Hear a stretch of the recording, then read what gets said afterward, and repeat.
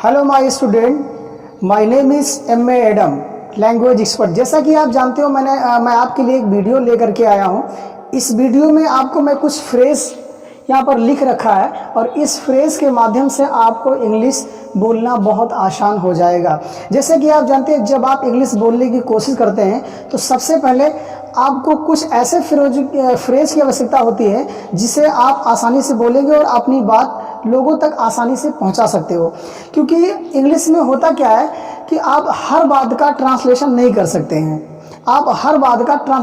सकते हैं, सो इसलिए आपको कुछ ऐसे फ्रेज यानी मुहावरे आपको ऐसे याद रखने हैं जिससे आपको अंग्रेजी बोलने में आसानी हो। तो कुल मिलाकर के हमने जो बोर्ड पर सबसे पहला जो सेंटेंस लिख रखा है वो लिखा हुआ है, it never rain but pour. Sentence दिया गया बच्चों, आपको दिखाई दे रहा है, it never rain but pour. इसका मतलब क्या होता है, पहले एक बार इसको बोलते हैं फिर लिखते हैं, इट नेवर रैन बट पोर। ईश्वर जब देता है तो छप्पर फाड़ कर देता है, यानी भगवान जब आपको कुछ देता है तो छप्पर फाड़ कर देता है। कुल मिलाकर के हम इतने स्लो और इतने आसानी से इस वजह से बताते हैं क्योंकि आप मेरे सामने हैं। हम आपको एक एक सेंटेंस, एक एक वर्ड को बिल्कुल विस्तार से बताने की कोशिश करते हैं ताकि आपको समझने में और बोलने में आसानी हो। और एक बात ध्यान दीजिए, एक सेंटेंस को कम से कम 10 बार आपको बोलना होगा। मैं 2 बार बोल के 3 बार बोल के बता दे रहा हूँ, बट अगर आपको मेरी वीडियो देखते वक्त जब आपको सीखना है तो सबसे पहले इस बात का ध्यान देंगे कि कम से कम एक सेंटेंस को 10 बार यानी 10 टाइम्स आपको पढ़ना होगा, रिवाइज करना होगा ताकि आपको बोलने में आसानी हो सेंटेंस को बोलने। तो फिर से एक बार बोलते हैं, सेंटेंस को दिया गया है, it never rain but pour. फिर से बोलेंगे एक बार बच्चों, it never rain but pour. अब इसको थोड़ा फ्लेश से बोलते हैं, it never rain but pour, it never rain but pour. यानी ईश्वर जब आपको देता है तो छप्पर फाड़ कर देता है, भगवान जब आपको देता है तो छप्पर फाड़ कर देता है। कुल मिलाकर के अगली बात को देखते हैं। अगला सेंटेंस जो दिया गया है बच्चों, नो जॉय विदाउट एलॉय। सभी बच्चे आप मुझे देख रहे हो, क्या आपकी मेरी आवाज आप तक बराबर पहुंच रही है? अगर नहीं पहुंच रही तो मुझे इशारा कर दीजिएगा, मैं अपनी वीडियो को स्टॉप करके आपको आगे बताने की कोशिश करेंगे, ठीक है? लेकिन फिर से बोलते हैं सेंटेंस को, नो जॉय विदाउट एलॉय। बिना दुख सहे सुख नहीं मिलता। फॉर एग्जाम्पल मैं ये कह सकता हूं कि मैं आपको इंग्लिश सिखा रहा हूं, लेकिन इसके पहले मैंने इंग्लिश कहीं सीखा होगा तभी मैं आपको सिखा रहा हूं। जब तक मैं इंग्लिश सीखूंगा नहीं, आपको नहीं सिखा पाऊंगा। मैंने उसके लिए काफ़ी मेहनत की, काफ़ी देर तक पढ़ाई किया, पेपर पढ़ा और क्या बोलते हैं सेंटेंस को पढ़ा, मीनिंग को पढ़ा, ग्रामर को पढ़ा, फ्रेज पढ़ा, ऑडियंस पढ़ा, बहुत सारी चीज़ें मैंने पढ़ी। और उस प्रकार से अब आप मुझे इस समय सब कुछ याद हो गया। अब आपके सामने मैं वीडियो लेकर के आ रहा हूँ, वीडियो बता रहा हूँ, आपको वीडियो दिखा रहा हूँ, ठीक है ना? तो ठीक है, मैं अगली बात को देखते हैं, फिर से दोहरा लेते हैं, नो जॉय विदाउट एलॉय। बिना दुख सहे सुख नहीं मिलता। आप लोग 20 लोग यहाँ पर बैठे हैं, लेकिन आप देखते हो कि जब तक आप लोग मेहनत नहीं करोगे तो आप सफल नहीं हो सकते हो। मेरे इंग्लिश सिखाने से, मेरी वीडियो देख करके आप इंग्लिश नहीं सीख पाएंगे। First of all you will have to struggle, then you can learn English. Okay, next देखते हैं क्या दिया गया है। Greed is curse. लालच बुरी बला है। फिर से देखते हैं बच्चे, एक बार बोलते हैं, ग्रीड इज कर्स। लालच बुरी बला है। मैं आपको बिल्कुल इस तरीके से बता रहा हूं ताकि आप सभी लोग मेरे सामने हैं और आपको समझ में आना चाहिए, ना कि मेरा वीडियो बनाने का मकसद। ये तो लाइव क्लास के रूप में आपको दे रहा हूं मैं। लेकिन फिर से मैं एक बार बोलता हूं, grid is curse.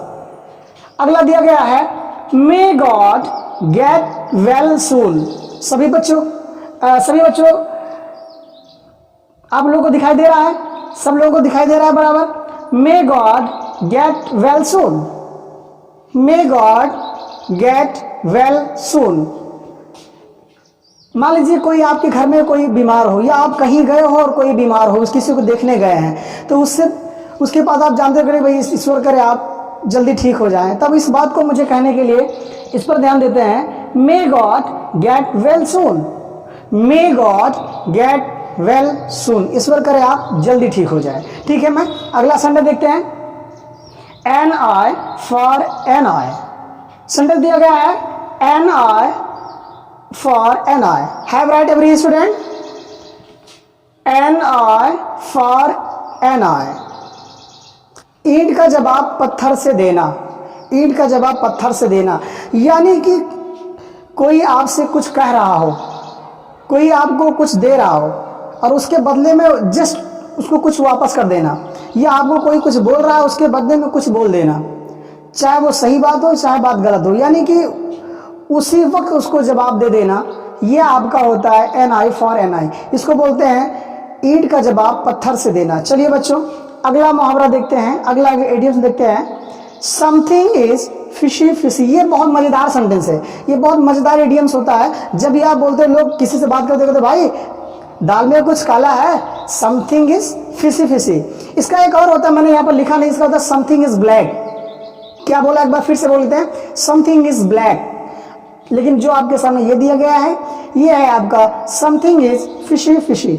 Something is fishy fishy यानी दाल में कुछ काला, यानी मामला कुछ गड़बड़ चल रहा है, मुझे लग रहा है कि आपने कुछ इधर उधर की बातें की होगी, तो समथिंग इज फिशी फिशी। बहरहाल ठीक है, अगला सेंटेंस जो दिया गया है, let your hair down. Let your hair down, इसका क्या मतलब, मान लीजिए आपके घर में कोई आया है और आप उससे बात कर लेके कह रहे हैं चलिए ठीक है आइए आराम फरमाइए। लेट योर हेयर डाउन, क्या बोलेंगे, लेट योर हेयर डाउन। आप मुझे सुन पा रहे हैं, लेट योर हेयर डाउन, आराम फरमाइए।